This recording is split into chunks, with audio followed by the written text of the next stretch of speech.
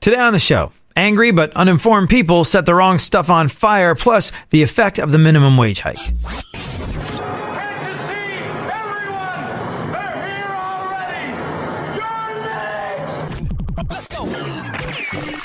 Welcome to the future, where the glass is half full and you'll need new glasses, where you'll be jumping from conclusions. The past is annulled, and a new future is born. Never before in history has so much meant so little to so many. AD on the radio. So, did you enjoy art class when you were a kid growing up? I really did. I loved my art class.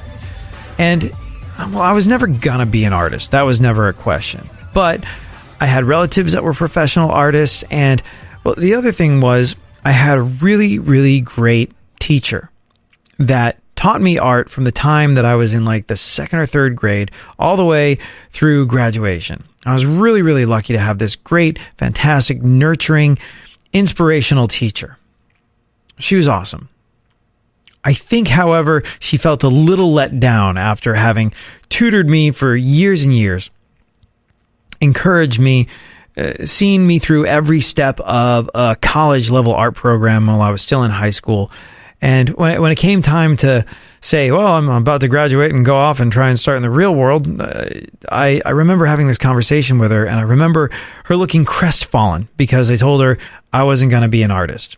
I was supposed to, and this was before this silly little band I sang and got a record deal. And, well, that derailed my higher education programs. As we've talked about in the past, you offer a teenage boy a choice between a dorm room and a tour bus. He's going to take the tour bus every single time. But I got into this double degree program between Tufts and New England Conservatory of Music. I knew that I wanted to be a musician, and that was where New England Conservatory of Music came in. But my mother very wisely said that I should get a real education as well. I mean, the point is moot. I never wound up going to college, so there's that. But when I told my art teacher about this, the woman that had nurtured any artistic talent that I'd had since I was a little kid up until the time where I was graduating high school, that I was going to this double degree program, she was like, oh, great, now you can do art and music. And I was like, no, you kidding me? I'm trying to make a life in music. That's one profession guaranteeing that I'm going to be poor and starve. I would like for my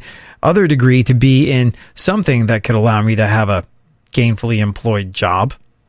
And she was disappointed. But you know what? She was the greatest. There were some teachers that, man, we owe the world to. Because not only did they educate us in math or English or history or art, but they were that person that would kind of help us figure out how the world existed, which is important when you're a little kid, but even more important as you approach adolescence and you just start defaulting to this notion that everything your parents say is wrong. She was one of those. I'll always be grateful for her, and I'll never forget her. Mrs. Vikapel. She was awesome. And one of my formative experiences with her when I was a little kid kind of fell into the category of, oh, I'm going to figure out how life works a little bit, as opposed to any real formal artistic training. We were discussing colors, and we went through the primary colors, red, yellow, blue. And then she was like, can anybody name some colors that aren't primary colors? And and bear in mind, I was a reader more than a talker back then. Readers pick up a lot of mispronounced words. And I had been playing with a box of crayons earlier, and I'd seen maroon. But I didn't know how to pronounce maroon. So when she asked, what's a color that's not a primary color, I shot my hand up, and before even being called upon, yelled at, moron, moron. Another color is moron. And boy, did I look like a moron when she said, close. What you actually mean is maroon. Very good. Kind of. But boy, I felt dumb. She didn't judge me for it, but she taught me an important lesson, which is, sometimes you think you really know, and you're so excited to join in the conversation or share an answer or participate or whatever, that you shoot your mouth off all half-cocked.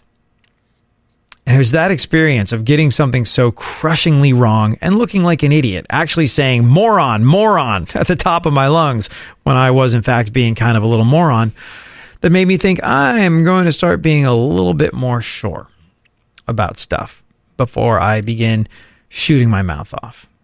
It's important stuff, right? And I think this is what we try and do on this show. We try and be the cooler head that prevails.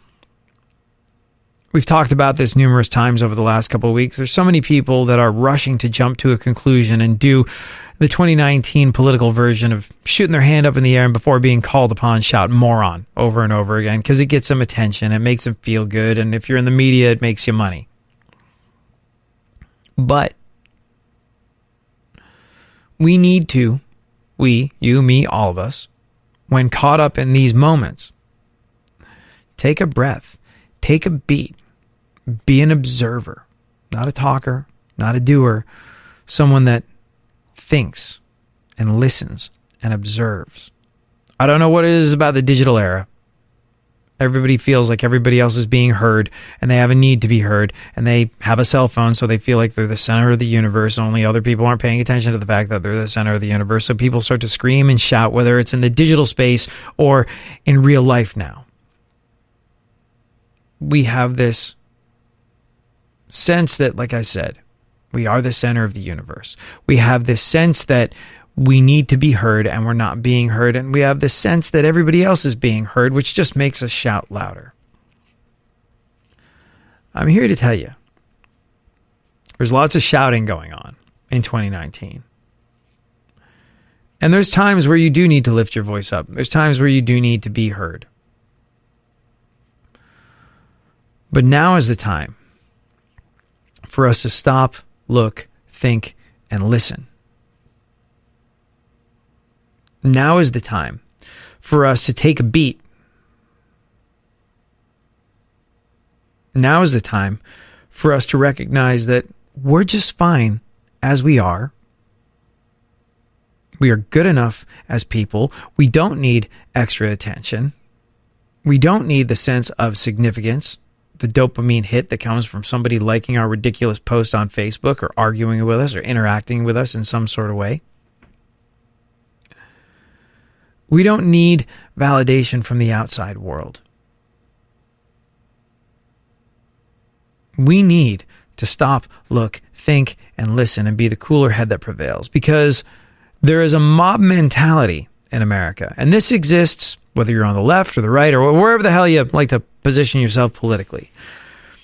There is a mob mentality that is so quick to want to pick up the proverbial torches and participate in a witch hunt. Now, lighting proverbial torches and taking part in a metaphorical witch hunt, well, that's scary. But what gets even scarier is when, like this past week just gone by, people pick up actual torches without being informed and literally try and burn the wrong thing down to make a statement. What are we talking about? Couldn't possibly make this stuff up, and it's an indicator of the fact that we need to stop and listen today. We'll get into it next. Real radio. 104.1. Where the left and right come together for fundamental truths. AD on the radio, on Twitter at ADSXE.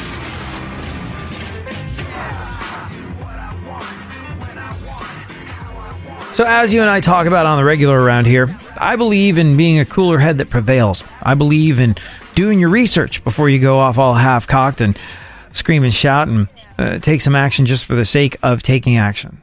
So many times when there's something going on that's grabbing every single headline on this show, we don't talk about it. And the reason for that is twofold. First and foremost, never been a big fan of the herd mentality and doing what everybody else is doing on their show. Second of all, 9 times out of 10, people in the media and people in general love to leap to some sort of conclusion. And once they do that, they get so attached to that story that they're telling themselves and everybody else around them who will listen, that they get these self-righteous blinders on that stop them from listening to sense or seeing sense on their own sometimes.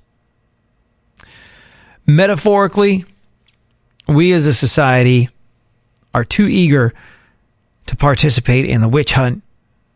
We're too eager to want to pick up torches and burn something down for whatever reason. But we need to stop. We need to think. We need to listen. And I can't think of a better example of a time where someone has acted in the name of politics or a cause or injustice, and it's been so unbelievably ham-fisted than this. It's a great teachable moment for all of us, no matter what we feel, politically speaking. You know how there are all these efforts to tear down, vandalize, do away with Confederate monuments and memorials? Well, that was the intent, you have to believe, this past week just gone by, when someone with a torch attempted to burn down a statue of General Lee. Yes. Someone tried to burn down a statue of General Lee. But AD, I hear you say, how is that being all half-cocked? That sounds rather premeditated. I mean, it's the wrong thing to do. Crime, vandalism is never the thing to do. There are peaceful actions you can take to express yourself and deal with that sort of thing if you are the type of person that has a problem with it. But, I mean, they set out to burn down a statue of General Lee, and they tried to burn down a statue of General Lee. This is where the confusion comes in. This is where they neglected to do their homework. Vandals in North Carolina tried to burn down a statue of General Lee. Now, I don't know if you've been following this sort of thing over the past couple of weeks, but there have been a couple high-profile statue vandalism incidents in North Carolina. Protesters recently destroyed Confederate memorials to Civil War soldiers at the UNC Chapel Hill, Silent Sam, and Durham. So you see the chain of events. But here's where they got things so unbelievably wrong. This is why you might want to do, a quick Google search before you actually try and set something on fire like a moron. A marble statue memorializing the founder of the U.S. Army Airborne was set on fire last week in North Carolina. His name also happened to be General Lee. Yeah, you're seeing where I'm going with this, right? They set the wrong General Lee on fire. Museum officials say it happened because vandals confused it for a Confederate memorial. Couldn't be further from the truth. Airborne founder Major General William C. Lee does in fact share the last name of Confederate General Robert E. Lee, but beyond that, there's no connection. They're two completely unrelated men who served two completely different armies in two completely different wars during, different centuries. Like you would have thought maybe the clothes the statue was wearing would have given it away. No. You could have Google image searched. No, just check some sort of, no, I got a torch. It's all lit. Are you sure about this? Torch is lit. Let's do this. I have righteous political indignation. Let's set something on fire. I mean, we're here, right? So stupid, so moronic, so half-cocked, such an indicator that we, and I'm not holding you to the same unbelievably low standard of whoever the hell it was that did this, but we have gotten to a point in this country where we're willing to literally set something on fire without checking our facts first. People are eager to pile on social media. People are eager to have an opinion and have it be heard and get on a soapbox and take a side and swear allegiance to one particular narrative because they've just committed to it and it's irrevocable now. People don't want to hang back. They don't want to stop and listen and learn and think and observe. People, quite frankly, are being stupid, and there couldn't be a better example of it than this. Yeah. thought they were trying to burn down a statue. First and foremost, burning down a statue, that's a difficult thing to do. Not necessarily the most obviously flammable material, but whatever, you got the torch. Are you sure this is right, General Lee? Sure, it says Lee, doesn't it? Set it on fire. Maybe if we're going to vandalize it, we should have done it with paint or a pickaxe or something. Nah, I got a torch. Got mad, got a torch, came here because I knew there was a Confederate general here, Robert E. Lee. But it's so frustrating. It's so frustrating. Like I said, Airborne founder Major General William C. Lee has the same last name as Robert E. Lee, but they're unrelated men who served in unrelated armies in unrelated wars during unrelated centuries. Not that he should have had to, but the guy that's the curator of the museum, a guy called Mark Johnson, went on the record saying, and by the way, I'm just assuming the sigh, but he said, this is not a Civil War museum. This is General William C. Lee from the United States Army Airborne from World War II. I was hurt and surprised that somebody would actually do this. The museum posted a note about the vandalism on its Facebook page, referred to the culprit as some jerk punk. But like I said, you see the chain of events. You see how it unfolds. This happened after 2 super high-profile statue vandalisms occurred in North Carolina. Protesters destroyed Confederate memorials to Civil War soldiers at the UNC Chapel Hill, Silent Sam, and Durham. And the curator of the museum, said that somebody was trying to make a statement about racism, about bigotry, and about slavery. And if you want to make a statement about racism, bigotry, and slavery, great. You should. These are horrible things that people need to stand up against. Absolutely, 100%, without a shadow of a doubt. But you don't do these very important arguments any favors when you set the wrong thing on fire in the name of it. By the way, hashtag setting things on fire is never the acceptable way to go. Is that a hashtag? It is now. Security footage is being reviewed and work is being done to clean and repair the statue. That's going to start soon. But here's the other ironic kicker in the situation. The World War II Museum is dedicated to the creation of airborne warfare. There were no planes. There were no planes in the Civil War because, hadn't been invented yet. But this started at Fort Bragg under William C. Lee's command. And the museum is run by a commission. It's not state-owned. So if you're taking on state-owned tacit approval of what you perceive to be racism and bigotry and slavery by burning a statue down, you should at least pick a statue of the right guy that actually has something to do with the state. But oh well, potato. Like I said, now it becomes more important than ever that you and I push the agenda of stopping, thinking, and listening before people pick up torches.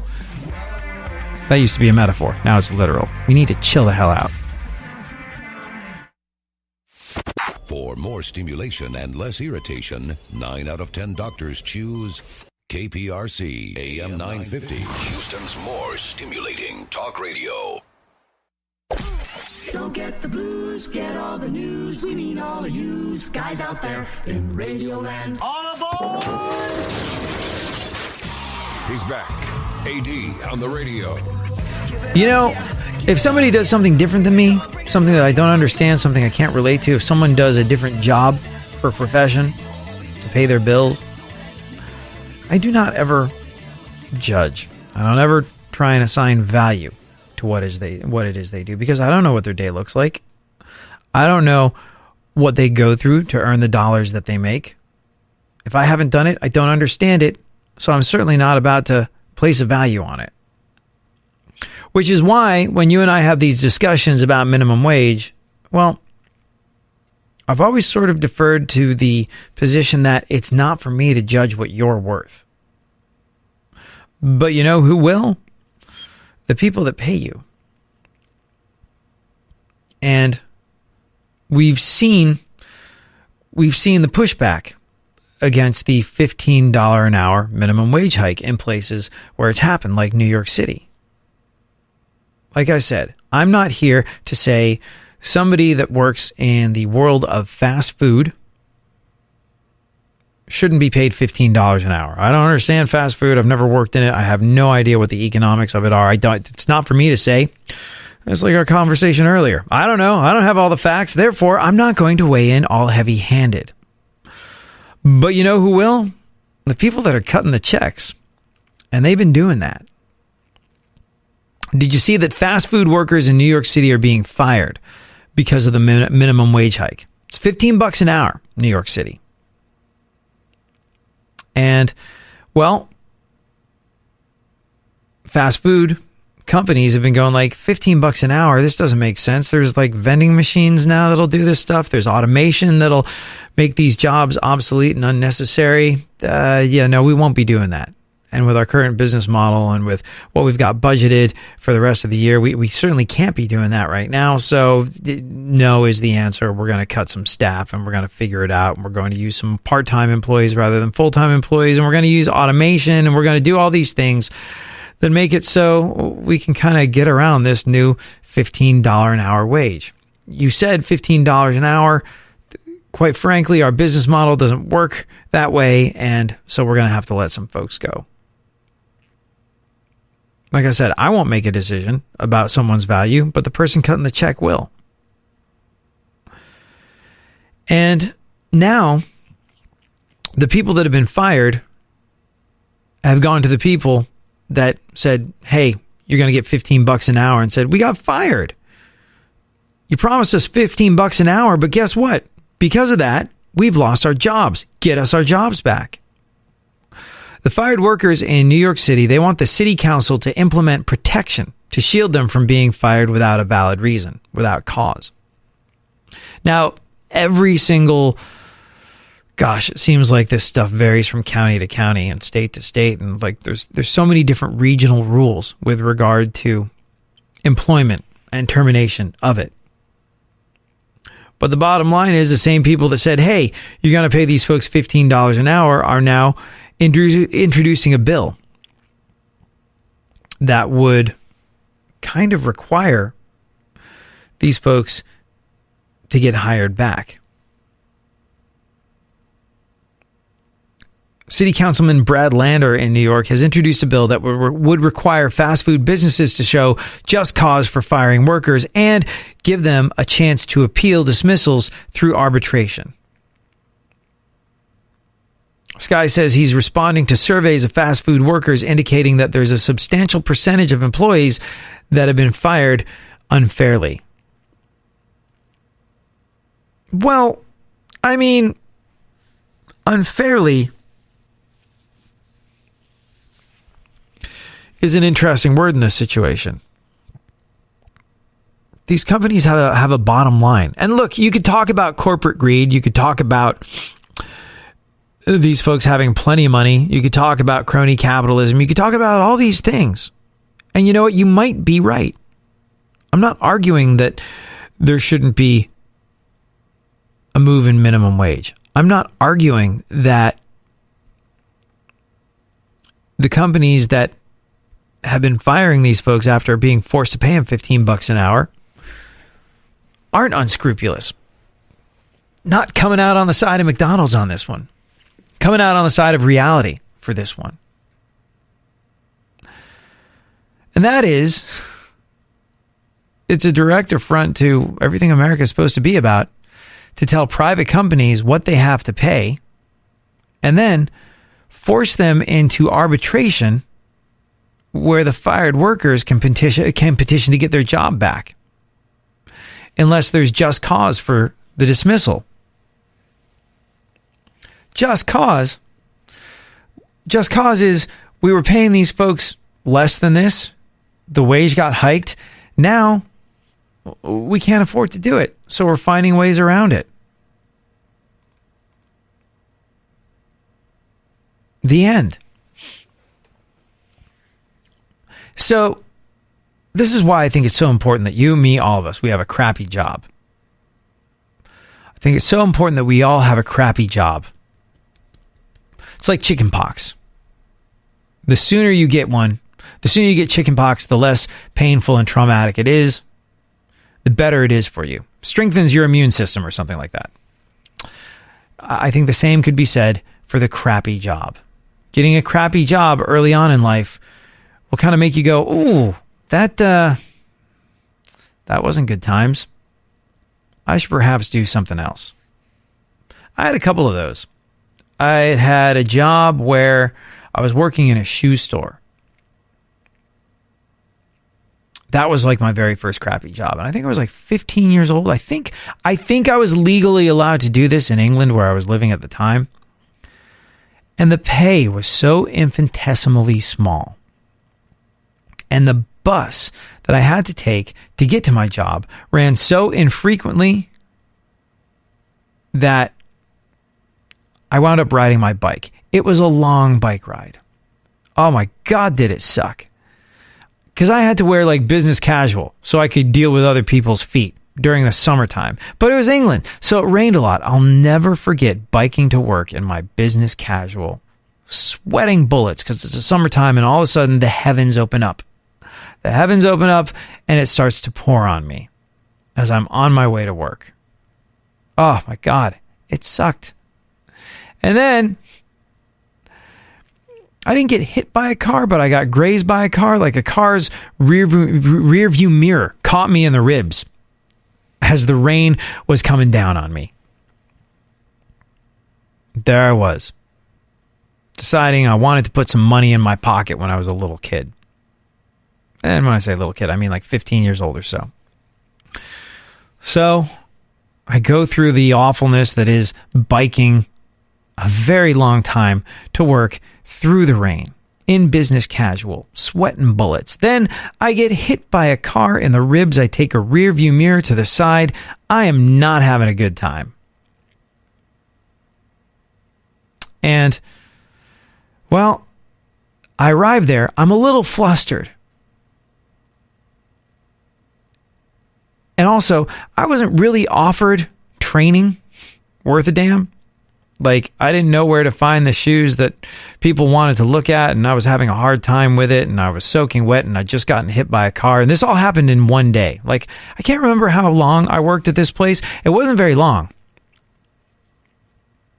Because it was on that day where I got hit by a car, where I'd biked through the rain, where I couldn't find the right shoes, that the manager took me in the back at the end of the day, and she was like, yeah, you're not really kind of learning it. Like, you see other people, they're picking it up really quick, and, well, I just don't. The reality is, I can't afford to have you on the floor not knowing what you're doing. I know we haven't had time to train you, but this guy says he's going to pick up some extra slack, and here's whatever it is. Here's a check for the teeny tiny amount of money that you've earned by biking through the rain, getting hit by cars, doing everything that you could to scrape up a couple of bucks so you'd have some money to put in your 15-year-old pocket. Here's a little check. Sorry, this isn't going to work out. And I remember going, holy crap. This was a job that I took because I thought it was going to be easy. It's a crappy job. It's not exactly skilled labor. Anybody could do it, all the above, yada, yada, yada. This will be fine. And it wound up being one of the most demoralizing, degrading experiences of my life, where I worked incredibly hard and had almost nothing to show for it and had a miserable time getting all this stuff. But you know what? It made me stop and think, what can I do? I need money. Oh, I know. I've been playing drums since I was like 4 years old. I'm actually pretty good at it. Those kids that are in my class that want to learn how to play drums have asked me to teach them. And that is how I wound up with my first ever job as a professional musician, making 10 pounds per half hour. Soon making way more money than I was ever getting for allowance, making way more money than I would have been making at the shoe store, doing something that I loved. And had I had a good experience at the shoe store, had it not been a crappy, demoralizing one, I could still be selling shoes today and, quite frankly, hating life. So that lousy job, it's good to get out of the way early on in life. And even more so now that we're going through all this interesting stuff with minimum wages, arbitrations, and things of that nature. Finish this off next.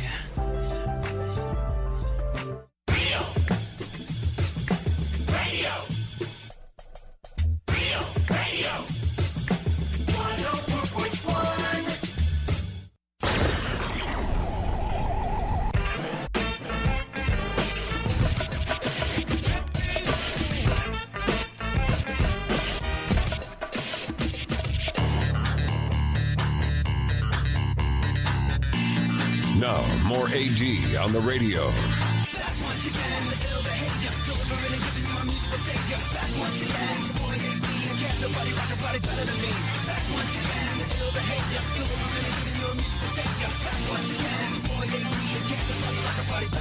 So as you and I were saying, look, the minimum wage laws and labor laws in general, they vary so much state to state. We're on in a bunch of different states. But the lesson to be learned here is a bit of a universal one. Fast food workers in New York City were fired because of a minimum wage hike. Now at $15 an hour, they're demanding city council intervene on their behalf and force those companies to hire them back. How quickly or how well do you think that'll go? Answer: not quickly, not well.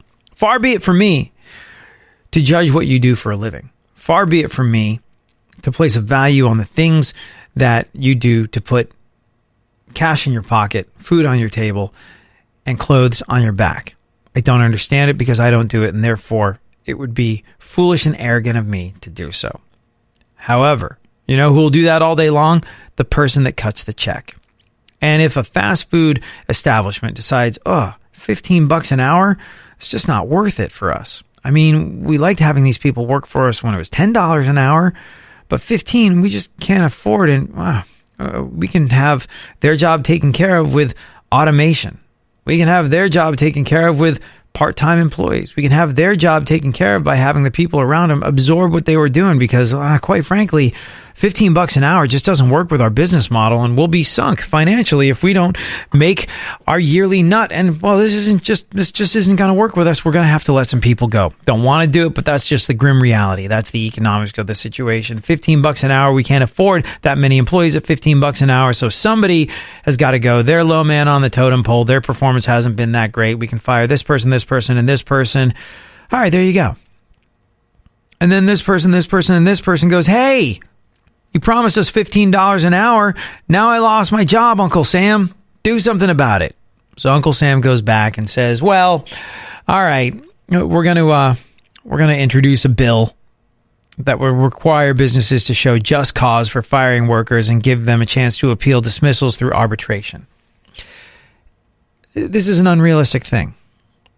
It might work going forward. Maybe it will make people a little less likely to want to fire these employees. But if you're a person that just got canned because the minimum wage got hiked to $15 an hour, how quickly do you think you'll be making a paycheck again? If you've got to go through the government process of appealing a dismissal and getting to arbitration, how long do you think it will be until you've got your job at a fast food restaurant back? Do you think that's going to sustain you? Do you think that you're going to be able to go the weeks, months, however long? No, these people are just going to get another job. And like I said, it's not for me to judge. It's not for me to place value on what anybody else does, but an employer will do that quickly. And this is the reality of the minimum wage hike. It's costing people their jobs. And I wish it wasn't. And I'm not arguing for or against the minimum wage hike. What I am arguing for is the recognition that in 2019, if you're not doing something unique, if you're not doing something of value, demanding higher pay for it when the people cutting the check feel like they can do without it is going to be a road that leads to nowhere. which is why I would say get that crappy job out of the way as early as a person can in life. If you've got a kid, encourage them to get a miserable job as quickly as possible. So they go, I don't want to wind up doing this. I'm going to figure something else out. You will figure something else out. And you know what? Maybe in the long run, the minimum wage hike would be a good thing. Some of my righty listeners are freaking out and losing their ever-loving minds at the moment, but stay with me on this one. If the minimum wage hike does what it's going to be doing, as it has in New York City, forcing people out of work, causing people to lose their jobs, causing companies to go, we can't afford to have this many employees now that we're paying them X number of extra dollars per hour. We're going to have to start trimming some employees. You know, you got $1,000 in the budget and you're paying 5 people $200 each. Well, if you find out that $1,000 only covers 4 people now instead of 5, guess what? You're going to cut one of those people and go, you 4 are going to have to figure it out. You're going to be a person down, but you're going to have to figure it out, and that's how we're going to do it. That's what's going to happen. So people, and I hate to hear stories of people losing their jobs. It's the worst. It is the absolute worst. The vast majority of us will have it happen to us at some point, maybe numerous times, and it's never easy, and it's never fun, and it causes disruption, and it causes depression, it causes anxiety, it causes very real-world problems when a person loses their job. I never like to hear about somebody losing their job. But perhaps a minimum wage hike and the inevitable loss of employment that will happen from it will cause people to start thinking a little bit more realistically about their place in the world and what they have to offer. Now, if you are a shoe salesperson, I'm not knocking what you do in any way, shape, or form. But I hated it. Hated it. However, had I been getting paid enough as a shoe salesperson to where when I was let go after having tried my very hardest to do it, I might have gone, I'll just go down to the other street, get another shoe salesperson job. But I didn't. I went, oh my God, this sucked. I hated doing it. The money was crap. I wasn't treated well.